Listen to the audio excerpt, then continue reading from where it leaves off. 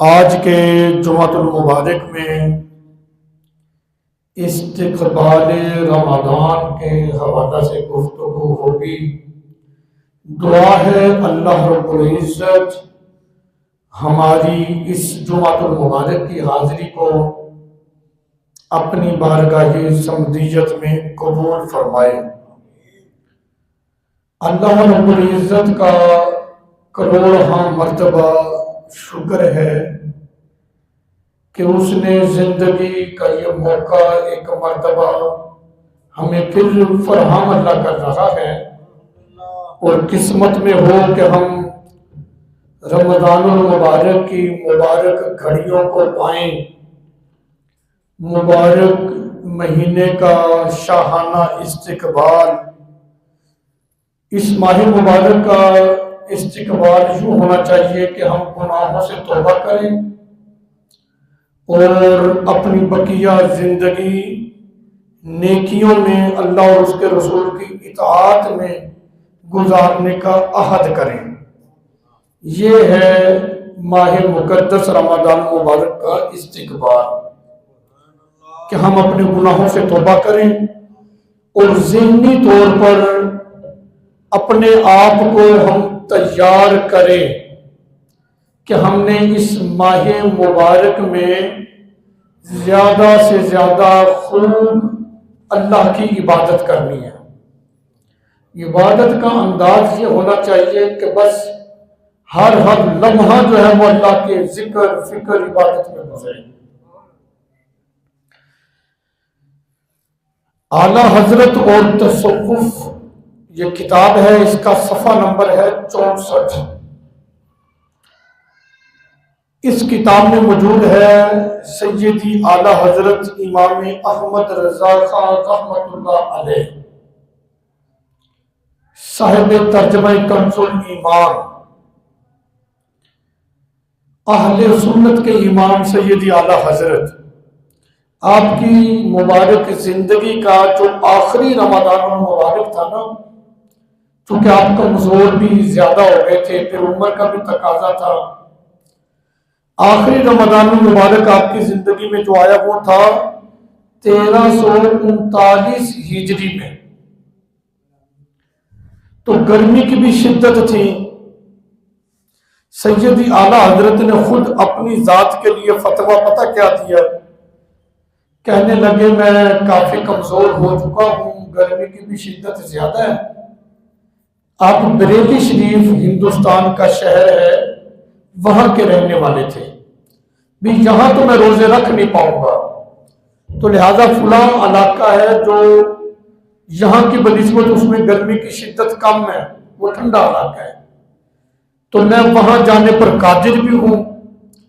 تو آپ بریلی شریف سے اس علاقے میں چلے گئے، وہ ایک پہاڑ کی علاقہ تھا، پہاڑ پر چلے گئے، وہاں جا کر آپ نے پورا رمضان المبارک گزارا اور روزے رکھے۔ اس کا مطلب یہ ہوتا ہے اس ماہ مبارک کو ہم نے کسی بھی قیمت میں ضائع نہیں کرنا۔ یہ ایک سوچ بن جاتی ہے نا جی، مزدوری کرنی ہے، بچوں کے لیے کما کے لانا ہے، سارا سال ہم دیگر معاملات کرتے ہی رہتے ہیں، لیکن اس مہینے میں ہم نے اللہ کی عبادت کرنی ہے۔ بس اتنا کما لو، اتنا کام کر لو جس سے اپنے اور بچوں کا پیٹ پالا جائے، بس بقیہ سارا وقت جو ہے وہ اللہ کی عبادت میں اس کو صرف کیا جائے، ذکر اللہ میں اس کو صرف کیا جائے، اللہ اور اس کے رسول کی اطاعت میں اس وقت کو ذکر کیا جائے۔ رمضان المبارک کی آمد ہے، یہ رمضان المبارک کا مبارک مہینہ جیسے آتا ہے بڑا ایک انقلاب آ جاتا ہے، شیاطین کو اللہ تعالیٰ قید فرما دیتا ہے، جنت کے دروازوں کو کھول دیا جاتا ہے، رمضان المبارک کا سارا مہینہ وہ کھلے ہی رہتے ہیں، اور نیکیوں کی قدر منزلت ان کی مقدار ثواب بڑھا دیا جاتا ہے۔ مثال کے طور پر ہم نفل پڑھتے ہیں تو اس کا ثواب فرض کے برابر ہوتا ہے، اور یہ بہت بڑی بات ہے دن میں 5 نمازیں فرض ہے نا، اگر ہم 5 نمازیں پڑھ لیں تو ان 5 نمازوں کے ثواب ملے گا نا، یہ جو فرض پڑھے ہیں۔ ایسا تو نہیں ہو سکتا کہ ایک دن میں ہم 5 کی جگہ 10 فرض پڑھ لیں، بھی 5 فرض ہے تو وہی پڑھیں گے نا۔ لیکن رمضان المبارک کی خاصیت یہ ہے کہ اس میں نفل کا ثواب فرض کے برابر ہو جاتا ہے، تو پھر خوب نفل پڑھے جائیں نا۔ 5 جو فرض نمازیں پڑھنی ہیں وہ، اور پھر جو نفل پڑھیں گے وہ بھی فرض کے برابر، یہ تو وارے نیارے ہو جائیں گے۔ نفل کا ثواب فرض کے برابر ہوگا، اور نفل کی کوئی لمٹ نہیں ہے اسلام کے اندر۔ جتنی تمہاری قوت ہے، جتنا شوق ذوق، جتنا وقت تمہارے پاس ہے، پڑھتے جاؤ۔ ہم پڑھتے جائیں گے، اللہ ہر نفل پہ فرض کا ثواب عطا فرماتا جائے گا۔ اور جو فرض ہیں، جب ہم فرضی نماز پڑھتے ہیں تو اللہ تعالیٰ اس فرض کا 70 گنا ثواب عطا فرماتا ہے۔ مثال کے طور پر ہم فرض نماز پڑھنے لگے ہیں، فرض نماز کے لیے ہم نے ایک مرتبہ کہا اللہ اکبر، تکبیر تحریمہ کہی، ہم نے ایک مرتبہ کہی ہے، اللہ فرض کا ثواب 70 گنا بڑھاتا ہے۔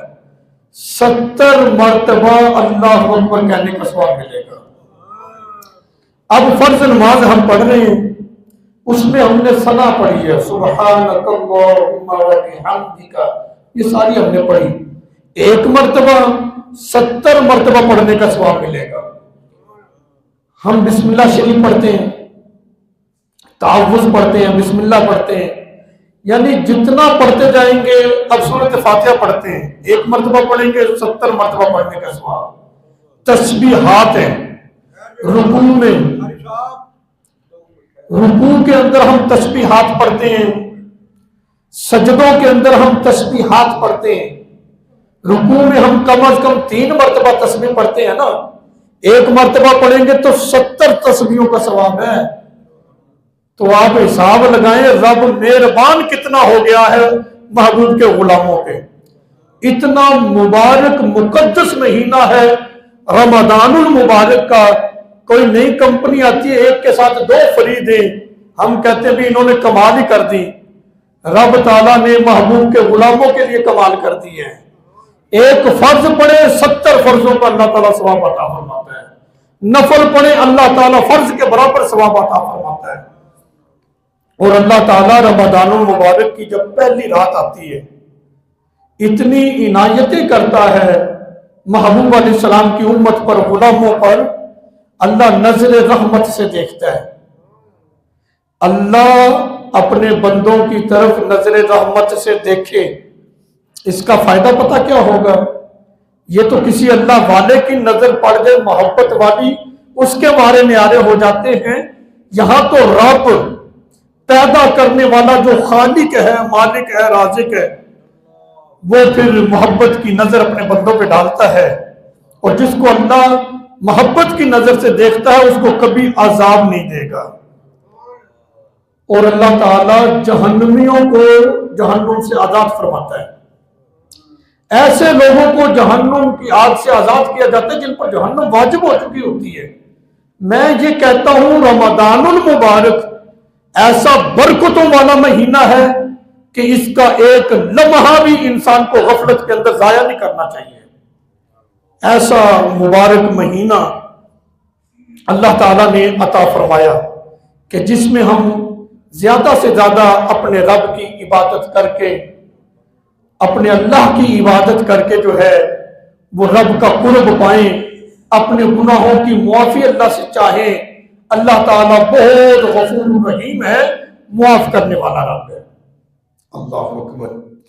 روزے دار کا میں آپ کو کیا بتاؤں، سارا دن نہ کھانے سے، منہ بند رہنے سے جو ایک مخصوص قسم کی منہ کے اندر سمیل پیدا ہو جاتی ہے نا، اللہ تعالیٰ کو روزے دار کی وہ منہ کی ہوا جو ہے وہ بھی بڑی پسند ہوتی ہے، کستوری سے زیادہ پسند ہے۔ جب روزے دار کے منہ کی ہوا کو بھی اللہ پسند فرما رہا ہے تو آپ اندازہ کریں پھر روزے دار سے رب کو پیار کتنا ہے۔ اللہ اکبر۔ جس طرح مال کی زکوٰۃ ادا کرنے سے مال بڑھ جاتا ہے، اس میں برکت ہو جاتی ہے، وہ آفات سے محفوظ ہو جاتا ہے، ایسے ہی جو رمضان المبارک ہوتا ہے، ہم رمضان المبارک کے جو روزے رکھتے ہیں یہ جسم کی زکوٰۃ ہوتی ہے۔ اور یہ مت گمان کرنا کہ روزے رکھنے سے انسان کمزور ہو جاتا ہے، طبیعت بگڑتی ہے، ایسا ہرگز نہیں ہے۔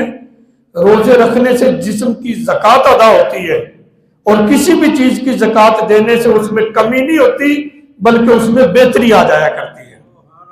بلکہ حدیث مبارکہ کا مفہوم ہے، میرے آقا علیہ الصلوۃ والسلام نے فرمایا کہ تم روزے رکھو، تمہاری صحت کا ضامن میں محمد صلی اللہ علیہ وسلم۔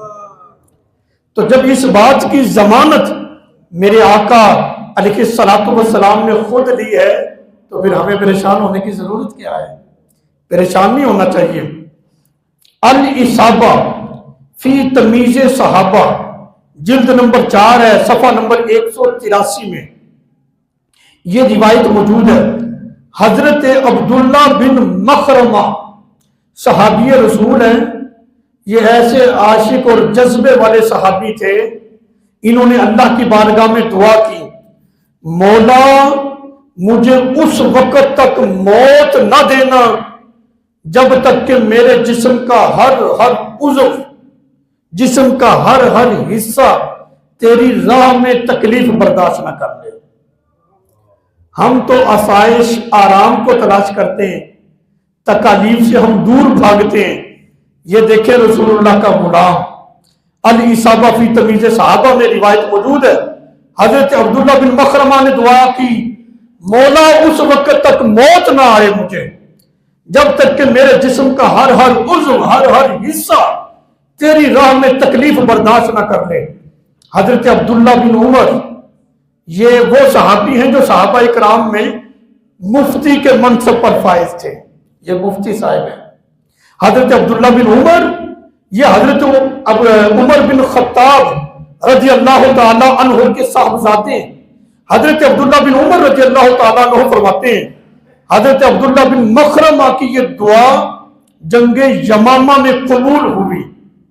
جنگ یمامہ یہ ختم نبوت کی جنگ تھی، مسلمہ کذاب نے نبوت کا دعویٰ کیا تھا، اور حضرت ابو بکر صدیق رضی اللہ تعالیٰ عنہ نے صحابہ اکرام کو حکم دیا تھا کہ سبھی مسلمہ کذاب کے مقابلے میں جاؤ، نبی پاک علیہ السلام کی ختم نبوت کا مسئلہ ہے، لہذا اس سے جنگ کرنی ہے۔ اس جنگ میں حضرت عبداللہ بن مخرمہ زخموں سے چور ہو کر زمین پر تھے۔ حضرت عبداللہ بن عمر کہتے کہ جب میں نے دیکھا، حضرت عبداللہ بن مخرمہ کہنے لگے عبداللہ بن عمر سے، افطاری کا وقت ہو گیا ہے؟ کہتے میں نے کہا ہاں ہو گیا ہے۔ کہنے لگے پانی لاؤ میں افطار کر لوں۔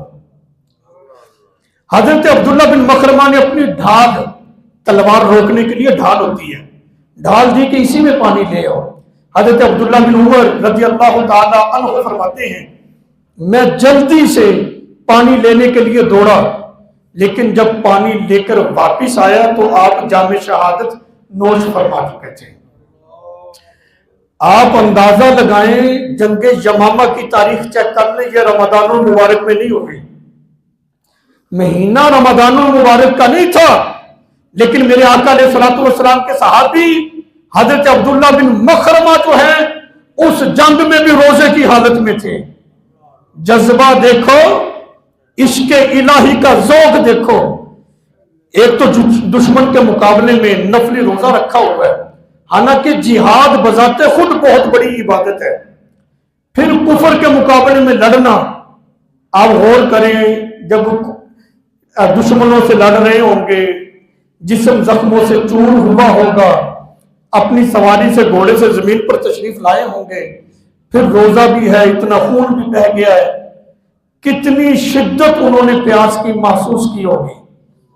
دعا کیا تھی کہ مولا اس وقت تک موت نہ دینا جب تک کہ میرے جسم کا ہر حصہ تیری راہ میں تکلیف برداشت کر لے۔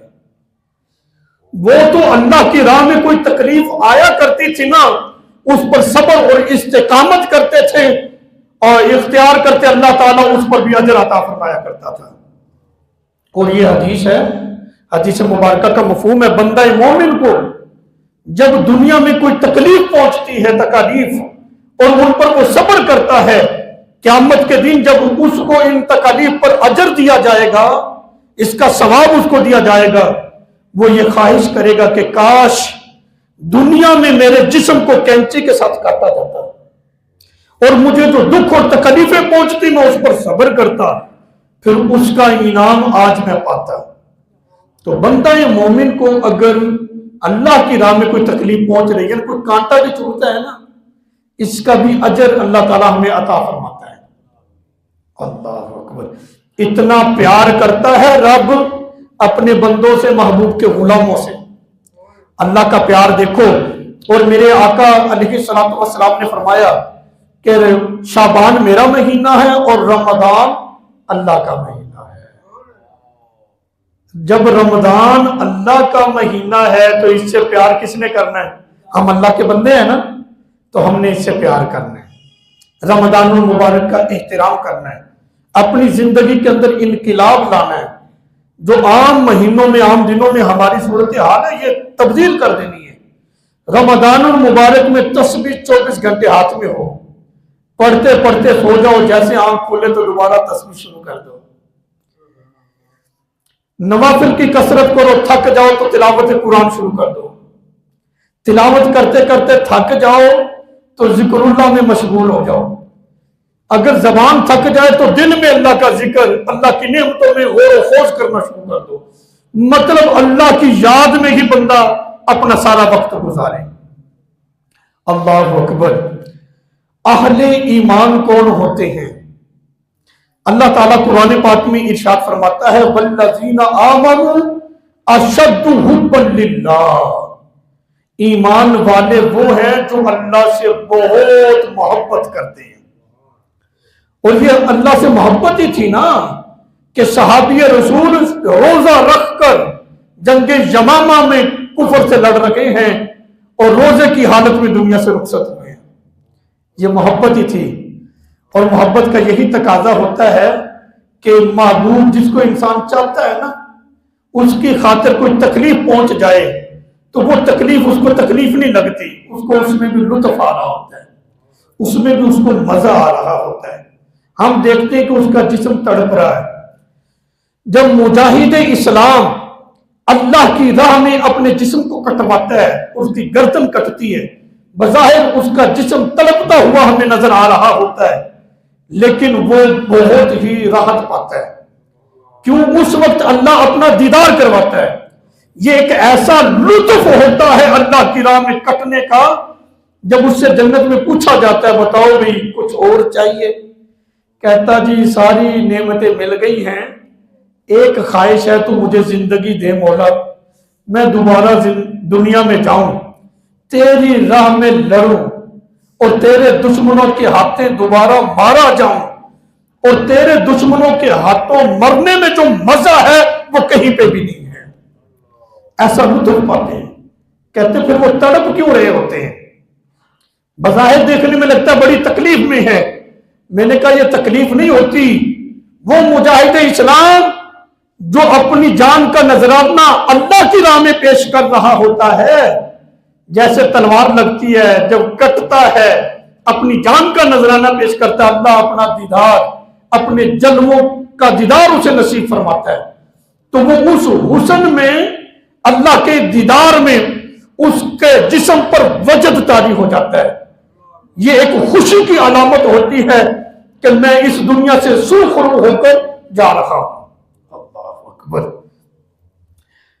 اللہ تعالیٰ ایسی ایمان کی دولت اور ایسی محبت ہمیں بھی نصیب فرمائے جو صحابہ کرام کی تھی۔ دعا دیکھو کہ مولا اپنی راہ میں اس وقت تک مجھے موت نہ دینا جب تک کہ میرا سارا جسم کا ہر حصہ تیری راہ میں تکلیف نہ برداشت کر لے۔ اللہ اکبر! ہم کیا ہیں؟ ہم تو بہانے بناتے رہتے ہیں۔ یقین کرو رمضان کا مہینہ شروع ہوگا، ہمارا یہ منصب ہے، شعبہ ہے، فون پہ واٹس ایپ پہ لوگ مسائل پوچھتے ہیں، جی میں شوگر کا مریض ہوں،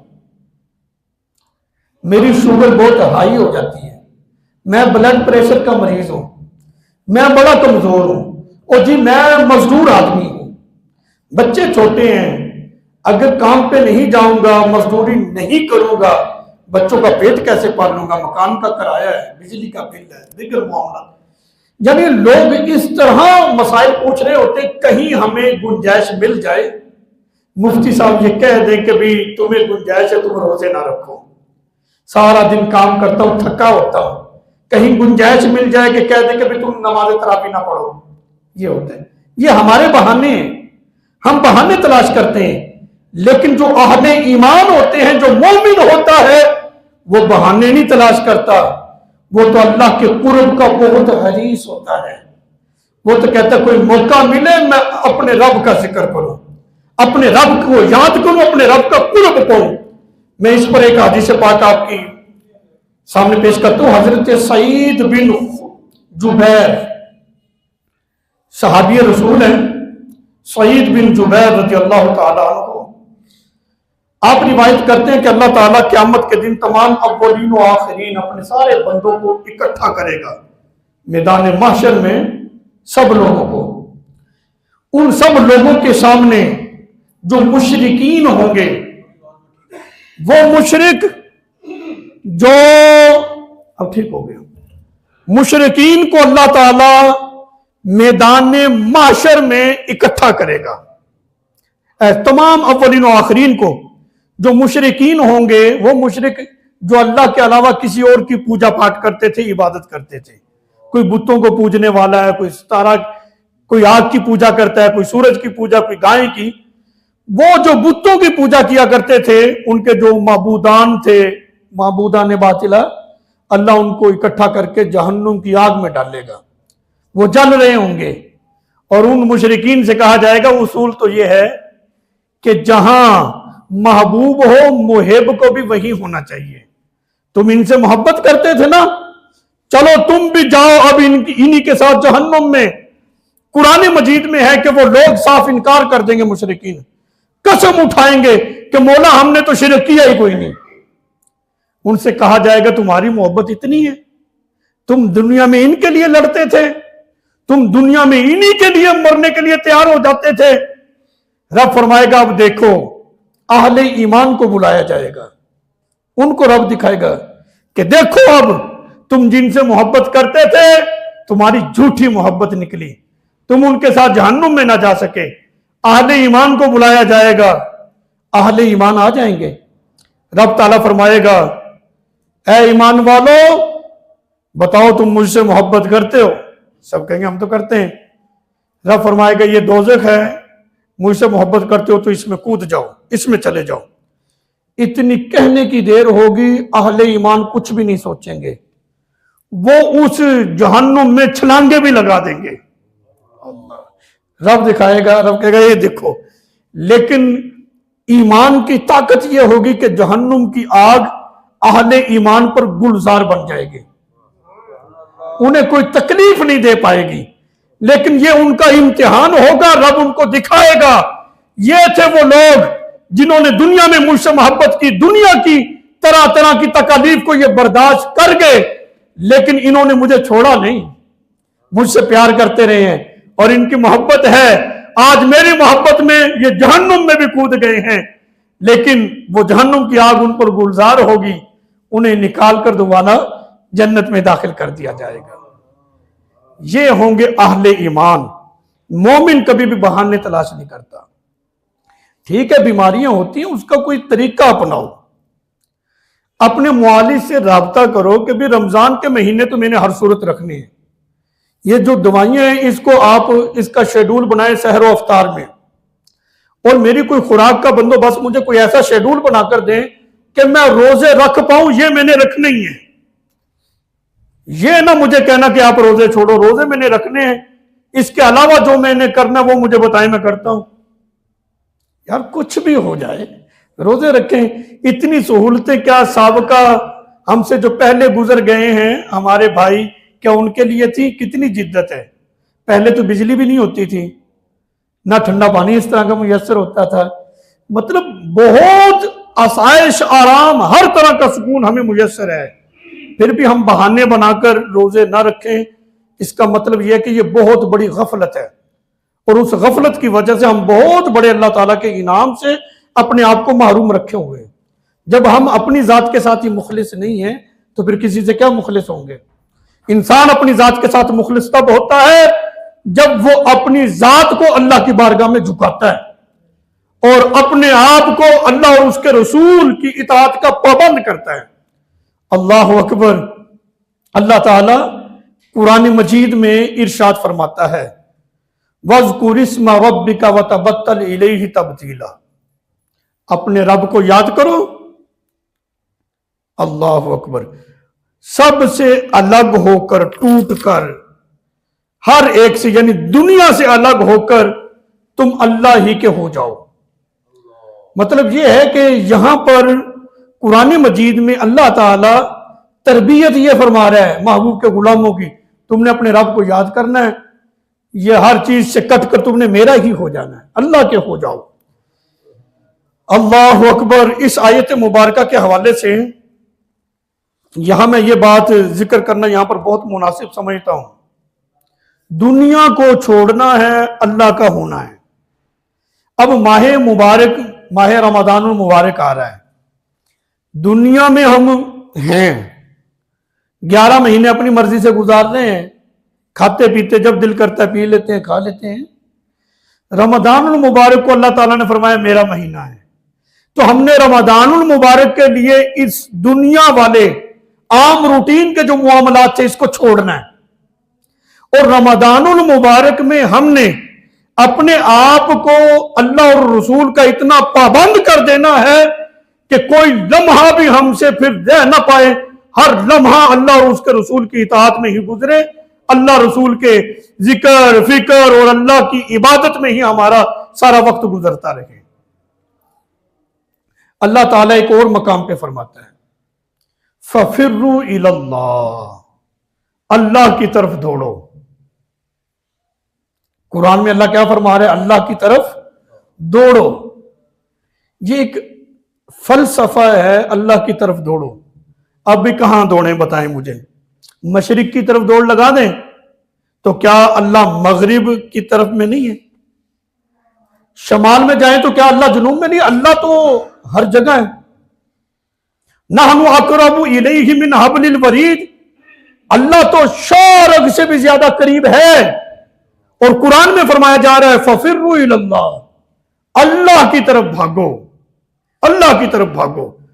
اور بھئی کچھ معلوم بھی تو ہو کہاں جائیں؟ کہتے معلوم ہے.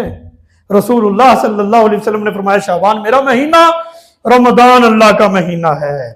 یعنی اللہ کی طرف دوڑنے سے مراد یہ ہے جس چیز کو اللہ تعالیٰ نے خاص طور پر اپنی طرف منسوب کر دیا ہے، تم اس مبارک مہینے کے لیے اپنی تمام تر نفسانی خواہشات کو چھوڑ دو. یہ ہے اللہ کی طرف دوڑنا. رمضان المبارک کا احترام کرو اور اس میں عبادات کی کثرت کرو. ایک اور معنی یہاں پر لیا جا سکتا ہے اللہ کی طرف دوڑو. کہاں جائیں؟ کہتے کہ اللہ جو ہے ساری کائنات کا احاطہ کیے ہوئے ہیں. رب ہے محیط، پوری کائنات کا احاطہ کیے ہوئے ہیں. اللہ کی ذات کا کوئی چیز بھی احاطہ نہیں کر سکتی. جو مقدور ہو کسی کے احاطے میں آ جائے وہ رب نہیں ہے. رب وہ ہے جو ساری کائنات کو گھیرے ہوئے ہے. کائنات کی کوئی شے اللہ کو نہیں گھیر سکتی. تو پھر یہ طرف والے سلسلے تو ختم ہو گئے. فَفِرُّوا إِلَى اللَّهِ، اللہ کی طرف بھاگو. کہتے وہ رب جو اس کائنات کی وسعتوں میں نہ سما سکا، وہ رب ایک بندہ مومن کے دل میں ہوتا ہے. اللہ اکبر. کتنا خوبصورت درس ہے کہ تم بندہ مومن اللہ والوں کی طرف جاؤ، یوں سمجھنا تم اللہ کی طرف جا رہے ہو. اللہ اکبر. چلیں یہ بات تو چلتی رہے گی. فَفِرُّوا إِلَى اللَّهِ، اللہ کی طرف بھاگو. مطلب یہ ہے کہ اللہ کے احکامات پر عمل کرو. اللہ کے لیے دیگر جو معاملات ہیں، جو شیطانی افعال ہیں ان سب کو چھوڑ دیں۔ تفسیر روح البیان میں حضرت سہل تستری اس آیت مبارکہ کی تفسیر کے حوالے سے لکھتے ہیں، فَفِرُّوا إِلَى اللَّهِ، اللہ کی طرف بھاگو۔ کہتے ہیں مطلب یہ ہے کہ دنیا کی ہر چیز کو چھوڑ دو، اللہ کے ہو جاؤ۔ یہ ہے اللہ کی طرف بھاگنا۔ ہر وہ شے دنیا کی جو بندے اور اللہ کے درمیان رکاوٹ بنے تم اسے چھوڑ دو۔ یہ ہے اللہ کی طرف بھاگنا، اللہ کے ہو جاؤ۔ بخاری شریف کی حدیث ہے، لطف آ جائے گا آپ کو، ایمان تازہ ہو جائے گا۔ بخاری شریف میں یہ حدیث پاک میں شرح سمیت اس کو مفہوماً بیان کروں گا، آسان کر کے سمجھ آئے گی۔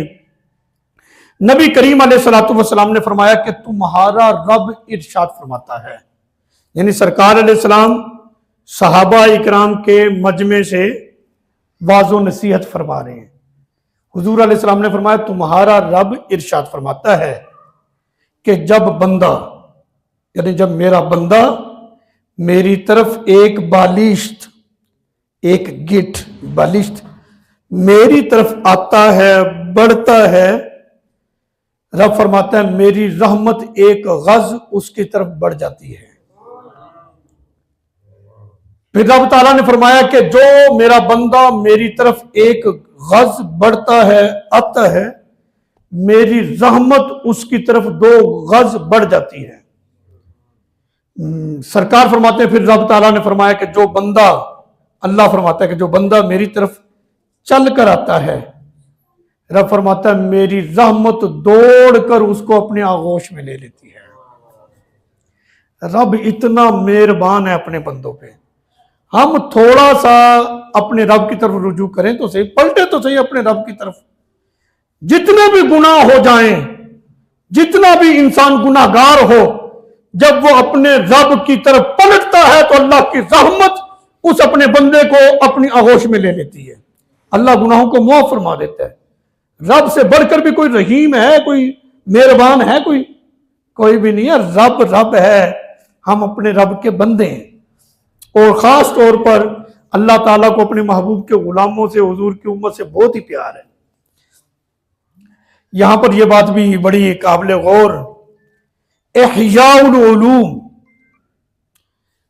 احیاء العلوم کتاب ہے، اس کے اندر موجود ہے کہ اللہ تعالیٰ نے اپنے نبی حضرت داؤد علیہ السلام کی طرف وحی فرمائی۔ یہاں سے آپ کو اندازہ ہوگا کہ رب محبوب کے غلاموں سے، اپنے بندوں سے کتنا پیار کرتا ہے۔ اللہ اکبر۔ احیاء العلوم میں ہے اللہ تعالیٰ نے حضرت داؤد علیہ السلام کی طرف وحی کی، فرمایا داؤد مجھ سے رخ پھیرنے والوں کو، یعنی وہ میرے بندے جنہوں نے مجھ سے رخ پھیر لیا ہے، میری نافرمانیاں کر رہے ہیں اور گناہوں میں اپنی زندگی کو بسر کر رہے ہیں، میری طرف پلٹتے ہی نہیں۔ فرمایا داؤد جن بندوں نے مجھ سے رخ پھیر لیا ہے، اگر انہیں معلوم ہو جائے کہ میں کس طرح ان کا منتظر ہوں، رب فرما رہے ہیں کہ ان کو پتہ چل جائے نا کہ میں ان کا کتنا منتظر ہوں اور میں ان کے انتظار میں ہوں، یہ میرا بندہ کب میری طرف پلٹے گا، کہ جنہوں نے رخ مجھ سے پھیر لیا ان کو معلوم ہو جائے کہ میں ان کا کتنا منتظر ہوں اور کس قدر ان پر مہربان ہوں اور ان کے گناہوں سے درگزر کر کے کیسا مشتاق ہوں اس بات کا کہ میں ان کے گناہوں کو معاف کر دوں۔ داؤد اگر ان کو پتہ چل جائے جنہوں نے مجھ سے رخ پھیرا ہے کہ میں ان سے کتنا پیار کرتا ہوں، تو یہ تو میری محبت میں مر ہی جائیں کہ ہم اتنے نافرمانیاں کر رہے اور رب ہم سے اتنا پیار کرتا ہے، یہ تو میری محبت میں مر جائیں گے یہ تو۔ اور ان کو جب اس بات کا معلوم ہوگا، ان کی کیفیت یہ ہوگی کہ ان کے جوڑ ٹوٹ جائیں گے، ایسی ان پر حالت طاری ہو جائے گی، ان کے جسم کے اعضاء ان سے الگ ہو جائیں گے۔ فرمایا اتنا میں ان کا منتظر ہوں اور ان کے بارے میں ارادہ رکھتا ہوں، منتظر یعنی انتظار کر رہا ہوں۔ اور ان کے بارے میں میرا یہ ارادہ ہے۔ اب ذرا غور کرنا، جو نافرمان ہیں، گناہ گار ہیں، ان کے بارے میں اللہ کا یہ ارادہ ہے، اور جو اللہ کی طرف توجہ کر کے بیٹھے ہوں، ہر وقت اپنے رب کو یاد ہی کرتے رہیں، ان کے بارے میں پھر رب کا کیسا ارادہ ہوگا، ان پر پھر رب کی کتنی مہربانیاں ہوں گی، کتنی عنایتیں ہوں گی، ان پر پھر رب کی کتنی رحمتوں کی بارش ہوگی۔ اللہ اکبر، اللہ اکبر۔ صحابی رسول ہیں حضرت انس بن مالک رضی اللہ تعالی عنہ، ان سے روایت ہے، نبی پاک علیہ الصلوۃ والسلام نے ارشاد فرمایا، جس شخص میں، جس بندے میں 3 صفات ہوں، وہ بندہ ایمان کی حلاوت کو پالے گا، ایمان کی مٹھاس کو محسوس کرے گا۔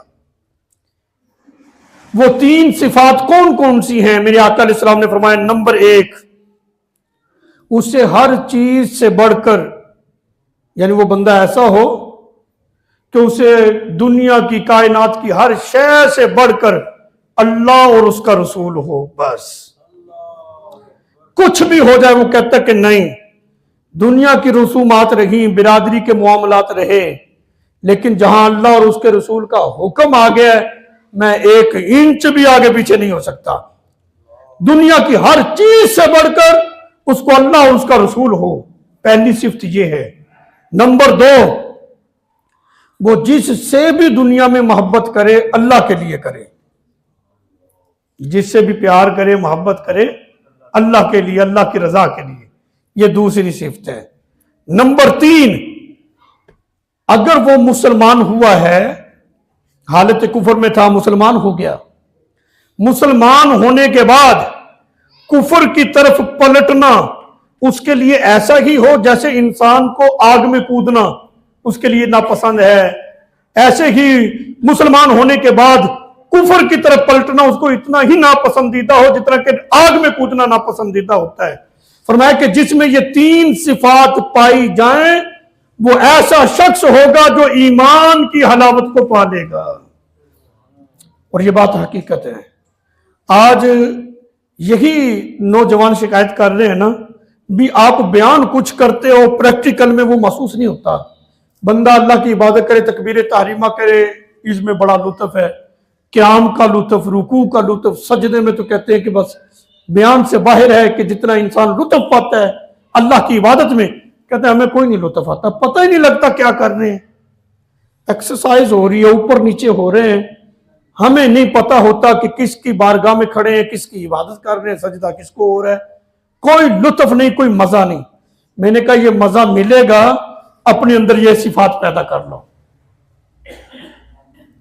یہی عبادت اللہ والے کرتے ہیں، ان کی عبادت میں اور ہم گناہگاروں کی عبادت میں فرق اسی وجہ سے ہے کہ انہیں یہ صفات نصیب ہو چکی ہیں، ان میں یہ صفات پائی جاتی ہیں جس کی وجہ سے وہ عبادت کا لطف پاتے ہیں، قیام کا لطف پاتے ہیں، رکوع کا لطف پاتے ہیں، تشہد کا لطف پاتے ہیں، سجود کا لطف پاتے ہیں، ذکر فکر میں جتنا ان کو مزہ آتا ہے دنیا کی کسی چیز میں، جاہو جلال میں ان کو یہ لطف آتا ہی کوئی نہیں۔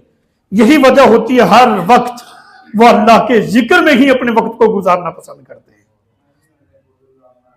یہاں پر یہ بات بھی بڑی قابل غور ہے، یہ بخاری شریف کی حدیث ہے۔ نبی کریم علیہ الصلوۃ والسلام نے فرمایا، اللہ پاک فرماتا ہے، بخاری میں اللہ تعالیٰ فرماتا ہے، بندہ جن ذرائع سے میرے قریب ہوتا ہے، میرا قرب چاہتا ہے، قرب پاتا ہے، ان ذرائع میں سے رب فرماتا ہے میرا پسندیدہ ذریعہ یہ ہے کہ وہ فرائض کے ذریعے میرا قرب حاصل کرے۔ فرائض نماز، روزہ، حج، زکوٰۃ، یعنی اس کا پابند ہونا چاہیے۔ یہ حدیث پاک بخاری میں ہے، سرکار فرماتے ہیں کہ رب تعالیٰ نے یہ کہا کہ وہ یہ فرائض والا ذریعہ مجھے پسند ہے۔ پھر رب تعالیٰ فرماتا ہے کہ جب میرا بندہ فرائض کی بھی پابندی کرتا ہے اور نوافل کی کثرت کے ساتھ نوافل کو ذریعہ واسطہ بنا کر میرا قرب چاہتا ہے، میرے قریب ہونا چاہتا ہے، اللہ تعالیٰ فرماتا ہے میں پھر اپنے اس بندے سے محبت کرنے لگ جاتا ہوں۔ اور اب فرماتا ہے کہ جب میں اپنے بندے سے محبت کرتا ہوں تو پھر اس کو انعام پتہ کیا دیا جاتا ہے، پھر تبدیلی پتہ کیا ہوتی ہے؟ یہ بخاری کی حدیث نہ ہو، میں ذمہ دار ہوں۔ رب فرماتا ہے جب وہ نوافل کے ذریعے میرا قرب چاہتا ہے، میں اس سے پیار کرتا ہوں، محبت کرتا ہوں، اور پھر ہوتا یہ ہے کہ وہ سنتا ہے، میں اس کا کان ہوتا ہوں، وہ دیکھتا ہے، میں اس کی آنکھیں ہوتا ہوں۔ اور جنوں کی میں پتہ چل گیا غیب دا علم، اور میں نے کہا یہ روحانی پاور ہے، یہ روحانی طاقت ہے۔ بخاری کی حدیث ہے کہ جب بندہ عبادت کے ذریعے اپنے رب کا قرب پاتا ہے، رب فرماتا ہے وہ سنتا ہے، میں اس کا کان ہوتا ہوں، وہ دیکھتا ہے، میں اس کی آنکھ ہوا کرتا ہوں۔ جب بندہ اس پاور کے ساتھ دیکھتا ہے، یہ روحانی پاور اس کو نصیب ہو جاتی ہے کہ رب فرما رہے میں اس کی آنکھ ہوتا ہوں، پھر کچھ اوجر رہے گا؟ یہ تو اللہ والوں کی شان ہے، یہ تو اس کی شان بیان ہو رہی ہے جو عبادت گزار میرے آقا علیہ السلام کا امتی ہے۔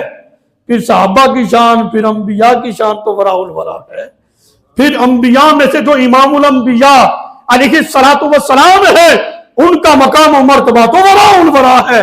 جب سرکار علیہ السلام کے امتی کی یہ شان ہے کہ وہ عبادت کے ذریعے جب اللہ کا قرب پاتا ہے، رب فرماتا ہے وہ سنتا ہے، میں اس کا کان ہوتا ہوں، وہ دیکھتا ہے، میں اس کی آنکھ ہوتا ہوں، وہ پکڑتا ہے، میں اس کا ہاتھ ہوتا ہوں، وہ چلتا ہے، میں اس کے پاؤں ہوا کرتا ہوں۔ اللہ اکبر۔ تو پھر وہ پاور اور وہ تاثیر تو پھر ہوگی نا کہ جب اس کا ہاتھ لگے گا تو برکت تو ہوگی۔ یہی مزاج ہمارا ہے کہ ہم اللہ والوں سے کہتے ہیں دکان بنائی ہے برکت کے لیے، اپنا مبارک قدم ہی رکھ دیں۔ کیوں رکھ دیں؟ اللہ فرماتا ہے وہ چلتا ہے، میں اس کا پاؤں ہوتا ہوں، برکت تو آئے گی نا۔ اللہ اکبر۔ اگلی بات سنیں، حدیث مبارکہ میں ہے اللہ فرماتا ہے کہ جب وہ میرا قرب پا لیتا ہے، میں اس سے محبت کرتا ہوں، یہ انعام تو اس کو مل گیا کہ سنتا ہے، میں اس کا کان ہوتا ہوں، میں اس کی آنکھ ہوتا ہوں، میں اس کا ہاتھ ہوتا ہوں، میں اس کا پاؤں ہوتا ہوں۔ رب تعالیٰ فرماتا ہے کہ اگر وہ مجھ سے مانگتا ہے تو میں اس کو دیتا ہوں۔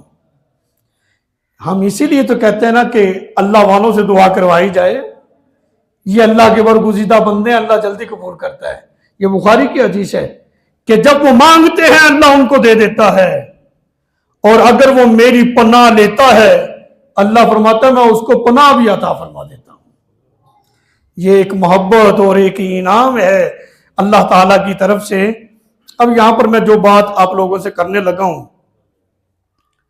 عیون الحکایت، اس کا صفحہ نمبر ہے 172، یہاں پر یہ بات موجود ہے۔ حضرت وہب بن منبہ رحمت اللہ علیہ وہ فرماتے ہیں کہ بنی اسرائیل کا ایک شخص تھا، بڑا نیک تھا، وہ بس اتنی ہی محنت مزدوری کرتا تھا جس سے اپنے بچوں کا پیٹ پال سکے، بس بقیہ سارا وقت اللہ کی عبادت میں صرف کیا کرتا تھا۔ ایک مرتبہ ایسا ہوا گھر میں فاقہ کچھ بھی کوئی نہیں، مزدوری کرنے کے لیے گھر سے باہر نکلا، کہیں پہ مزدوری نہیں ملی، نہر کے کنارے گیا، وضو کیا، اللہ کی عبادت میں سارا وقت گزار دیا، شام کو گھر آیا، بیوی بچوں نے پوچھا کچھ کھانے کے لیے لائے ہو؟ وہ بزرگ فرمانے لگے اب میں جس کی مزدوری کر رہا ہوں نا وہ میرا مالک بڑا شفیق ہے، بڑا رحیم ہے، وہ بہت اچھا ہے، بڑی امید ہے کہ وہ اجرت زیادہ دے گا۔ انہوں نے کہا چلو آج نہیں تو پھر کل کو دے دے گا۔ جیسے کیسے رات گزر گئی، صبح کو پھر وہ مزدوری کی تلاش میں نکلے، کہیں پہ مزدوری نہیں ملی، کام ہی نہیں ملا۔ وہ نہر کے کنارے گئے، وضو کیا، سارا دن اللہ کی عبادت میں صرف کر دیا، شام کو واپس گھر آئے، پھر بیوی نے پوچھا، کہا جی وہ بڑا شفیق ہے، میرا مالک بڑا رحیم ہے، وہ اچھی اجرت دے گا۔ بیوی کہنے لگی اس کو تو پتہ نہیں تھا نا کہ یہ اب کہاں جاتا ہے، کیا کرتا ہے۔ کہتے اچھا تمہارا مالک ہے، گھر میں فاقے چل رہے ہیں، آپ اس کی مزدوری بھی کر رہے ہو، وہ اجرت ہی نہیں دیتا، بچے بھی بھوکے ہیں۔ وہ بزرگ فرماتے میں بڑا پریشان ہو گیا، رات نیند نہیں آئی، بڑی مشکل سے وہ رات گزری۔ تیسرے دن پھر میں کام کی تلاش میں نکلا، لیکن کہیں بھی مجھے کام نہیں ملا۔ نہر کے کنارے جا کے وضو کر کے وہ دن بھی اللہ کی عبادت میں صرف کر دیا۔ شام کو بڑے بوجھل قدموں کے ساتھ گھر کی طرف آ رہا تھا۔ بچے جب پوچھیں گے تو کیا لے کر آئے تو کیا کہوں گا، بچے بھی گھر میں بھوکے ہیں، فاقہ ہے۔ کہتے چلتے چلتے جب میں اپنے گھر کے قریب پہنچا تو بڑے لذیذ کھانوں کی خوشبوئیں آنی شروع ہو گئی۔ کہتے ایک مرتبہ تو مجھے یہ گمان ہوا، ہو سکتا ہے کہ میں غلط جگہ پہ آ گیا ہوں، یہ میرا گھر ہی نہیں۔ لیکن جب میں نے اپنی زوجہ کو دیکھا، یقین ہو گیا یہ میرا ہی گھر ہے۔ وہ میری زوجہ ہنستے مسکراتے مجھے ملی، کہنے لگی واقعی ہی تمہارا مالک بڑا ہی اچھا ہے، وہ بڑا رحیم اور شفیق ہے۔ آج تمہارے جانے کے بعد اس کا قاصد گھر آیا تھا، بہت ساری رقم اور بہت سارا کھانا گھر پر دے کر گیا ہے۔ اس کا مطلب پتہ کیا ہے کہ جب بندہ رب کا ہو جاتا ہے پھر اللہ اپنے بندے کے کام خود ہی نپٹا دیا کرتا ہے۔ ایک جگہ ہم دھوکہ کھا رہے ہیں جس کی وجہ سے یہ ساری پریشانیوں نے ہمیں گھیر رکھا ہے۔ یہ جتنی بھی بیماریاں ہیں نا، ان تمام بیماریوں کی جو اصل بنیاد ہے وہ پریشانی ہے۔ ہم نے پریشانی لی ہے، یہ شوگر ہے، بلڈ پریشر ہے، یہ پریشانیوں سے ہوتا ہے۔ اور اس میں کیا ہے، یہ جو میٹھے سے شوگر ہو گیا ہے، یہ غلط بات ہے۔ اگر میٹھے میں بیماری ہوتی، رسول اللہ صلی اللہ علیہ وسلم کا پسندیدہ میٹھا نہ ہوتا۔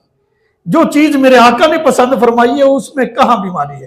اور بھئی اس کا سبب کچھ اور ہے، تلاش کریں۔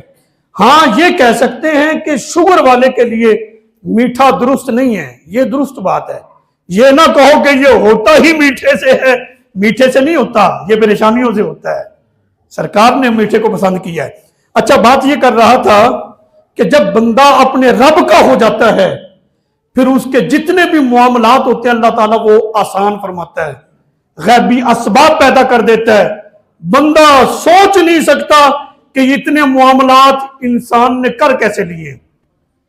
تیز رفتار گاڑیاں پہلے ہوتی تھیں، سواریاں نہیں نہ ہوتی تھیں، پیدل یا اونٹوں پہ، یہ اونٹ کتنا تیز دوڑتا ہے، لیکن ان لوگوں کے اوقات میں اتنی برکت تھی کہ انہوں نے علم کا اتنا ذخیرہ ہمارے لیے جمع کیا اپنی زندگیوں میں۔ عمریں تو ان کی بھی اتنی تھی جتنی ہماری ہیں، اور ہم کیا کر رہے ہیں؟